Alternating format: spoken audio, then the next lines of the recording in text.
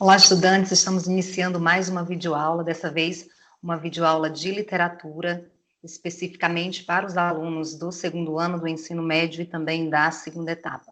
Eu sou a professora Meridiane Cristina, professora de gramática, redação e literatura do SEJA Lúcia Baima. E hoje nós vamos falar um pouco sobre o romantismo, que foi um movimento literário que vai além da mera exposição do sentimento, mas um movimento literário que teve aí múltiplas faces, né? Significou muito mais do que a expressão de sentimentos. Então, nós temos aqui como objetivos principais dessa aula conhecer as origens do romantismo europeu, estudar também o romantismo, identificando o seu marco inicial, o seu contexto histórico e também as características desse movimento.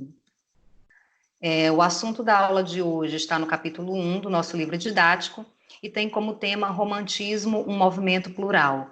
E os tópicos da nossa aula estão divididos aí nesses dois, né? Origens do romantismo europeu e as muitas faces do romantismo, ou seja, nós vamos falar também dessas características que o movimento romântico apresentou na literatura. Bom, o romantismo europeu, ele data aí do século XVIII, tendo como seu princípio aí obras publicadas na Escócia e também na Inglaterra. Como características desse período, nós temos a natureza e também o sentimento amoroso sendo vistos agora de modo pessoal, a partir da subjetividade do poeta, a partir da subjetividade do escritor. É uma escola literária marcada por profunda melancolia, análise da realidade numa visão mais subjetiva, quase que num tom de confissão. E a respeito dos movimentos históricos desse período, nós temos dois momentos históricos que influenciaram muito para que o romantismo fosse a escola literária que se constituiu, né? Nós tivemos a Revolução Francesa e também a Revolução Industrial. A Revolução Francesa aí que tratou da tomada do poder pelo povo, né? As revoltas começaram a surgir, povo com fome, a tributação alta, enquanto o clero e a nobreza tinham uma vida super luxuosa. E a população insatisfeita, surge aí uma nova classe, né? A burguesia, e essa nova classe social, ela acaba por derrubar o absolutismo na França e conquistar o poder. Como um momento histórico desse período, nós temos aí a queda da Bastilha, que era uma prisão política da época e era um grande símbolo do poder francês. E quando o povo toma a Bastilha, se instala aí um novo momento, um novo tempo e uma nova organização da sociedade, né? A Revolução Industrial foi marcada pela desigualdade social, assim como a Revolução Francesa. Só que a Revolução Industrial tratou mais exclusivamente dessa luta entre os operários e entre a burguesia. Enquanto a burguesia desfrutava de boa vida e quase não pagava impostos, os operários lutavam por cargas menores de trabalho, por salários mais justos, mais honestos. E a Revolução Industrial trouxe aí algumas consequências para esse nosso mundo moderno. Bom, naquele tempo, como eu falei, esses foram os dois momentos históricos. A Revolução Francesa durou aí cerca de 10 anos, marcada por profundas desigualdades sociais, povo passando fome, alta tributação de impostos. A queda da Bastilha representou esse triunfo do povo sobre o poder, né? A burguesia liderou essa revolução e assumiu o controle do Estado. E a Revolução Industrial marcada por essa oposição entre operários e burgueses. Nós vamos falar agora especificamente das características do romantismo, né? Dessas muitas faces que esse movimento histórico adquiriu ao longo do tempo. Vamos falar um pouco das características do romantismo. Eu organizei aqui um mapa conceitual para tentar mostrar para vocês de uma forma mais esquematizada um pouco dessa escola literária que ficou conhecida como romantismo.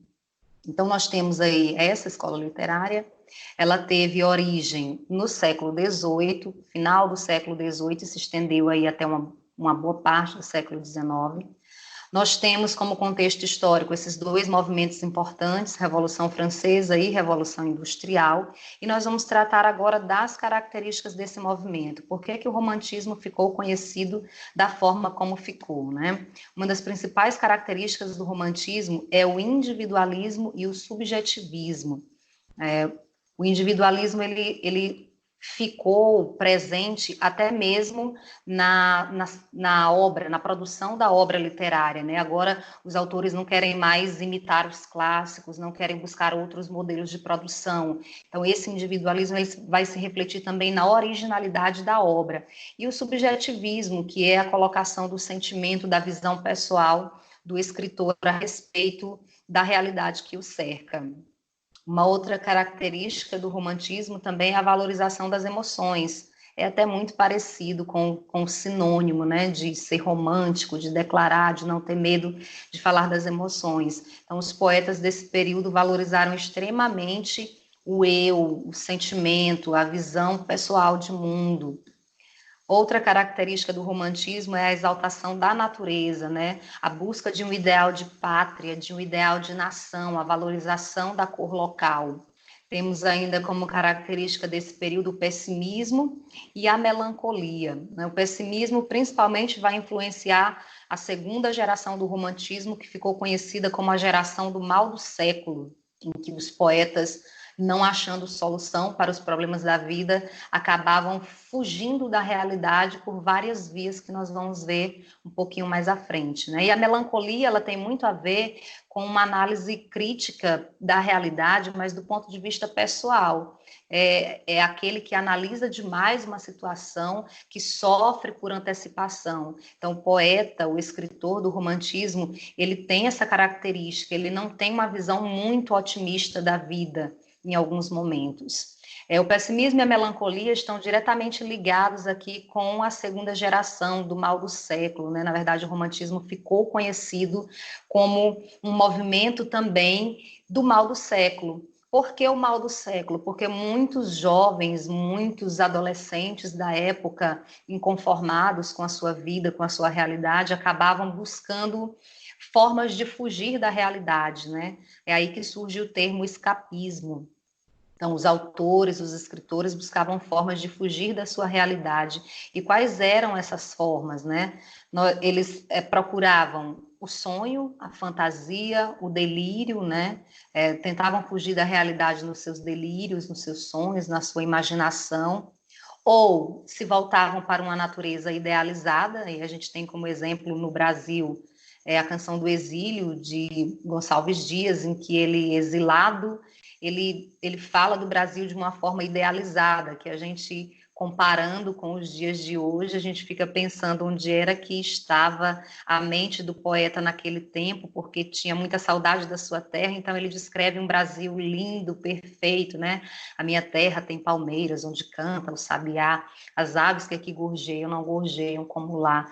Então, o poeta desse período, ele se volta para uma natureza idealizada, imaginada por ele. Talvez as outras pessoas não pensassem da forma como ele pensava.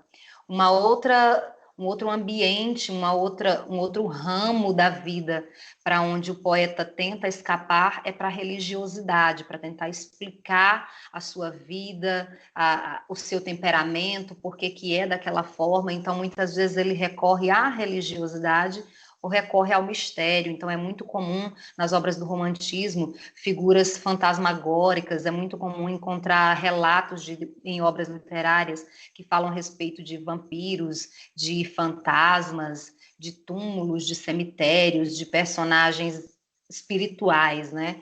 Porque o escritor desse período, o ser que viveu no período do romantismo, ele tenta escapar da realidade, ou pela fantasia, ou pela natureza idealizada, pela religiosidade, muitas vezes pela vida boêmia, nas festas, nas bebedeiras, nas drogas. A gente tem como exemplo disso a obra Noite na Taverna, né, que trata um pouco dessa vida boêmia. E, em último caso, se em nenhuma dessas situações o poeta conseguiu encontrar paz, o escritor conseguiu encontrar paz para a sua vida, ele recorre ao suicídio. Ele acaba buscando a resolução para os problemas da sua vida pela via da morte. Então, acho que essas características aí são as que melhor definem o que foi o mal do século na literatura. Nós temos como características do romantismo também um movimento de rebeldia. E por que um movimento de rebeldia? Porque eles se opuseram a tudo aquilo que as escolas literárias anteriores fizeram. Enquanto no arcadismo predominava a imitação dos modelos clássicos da cultura greco-romana para a composição das obras, os românticos buscaram uma literatura mais autêntica, mais original e até se desprendendo da métrica, se desprendendo das formas mais convencionais de composição do texto, da obra literária. E foi um movimento idealista, porque o que é um ideal? O ideal é aquilo que eu pretendo alcançar, é aquilo que eu espero que alguma coisa seja. O ideal, muitas vezes, não coincide com a realidade. Então, esses escritores, eles imaginavam muito. Imaginavam a mulher perfeita, imaginavam o país perfeito, o sentimento perfeito, a vida perfeita. Então, foi uma escola literária de muita imaginação. Outra característica do movimento romântico foi o fim das regras, no que diz respeito à composição da obra literária. É a primeira vez também que a literatura começa a trazer os elementos grotescos aparecendo como personagens, então a gente vai ter aí como característica a beleza da feiura, então seres deformados, seres com algum defeito físico, seres com alguma aparência medonha, começam a aparecer na obra literária romântica. Aqui no Brasil a gente tem, na obra A Escrava Isaura, a gente tem um personagem lá que é apaixonado pela Isaura e que é um personagem que a obra descreve como sendo deformado, ele tinha as pernas tortas, ele tinha a coluna muito alta, então o elemento grotesco aparece como característica do romantismo, trazendo a beleza da situação para esse momento, né? A beleza do o feio também é belo, né? Que a beleza está nos olhos de quem vê. Então, pela primeira vez, o elemento grotesco aparece na literatura. O movimento romântico também foi um movimento de intenso fascínio pelo mistério. Como eu falei, é comum encontrar nas obras visões fantasmagóricas, vampiros, fadas, espíritos aparecendo na obra literária romântica, porque eles imaginavam muito, né? E num último momento, já lá para a terceira geração do romantismo, especificamente aqui no Brasil, a gente vai ter uma literatura engajada, ou seja, uma literatura que analisa a realidade à sua volta e procura usar a obra literária como intervenção para aquela realidade. Então, a gente vai ter uma crítica à realidade também sendo feita na literatura desse período. Então, é isso. A nossa aula de hoje tratou dessa escola literária, o romantismo, né? Ainda a nível de Europa, nós estamos falando de características mais gerais. Numa próxima aula, nós vamos falar do romantismo em Portugal, seus principais autores e obras, e num terceiro vídeo nós falaremos a respeito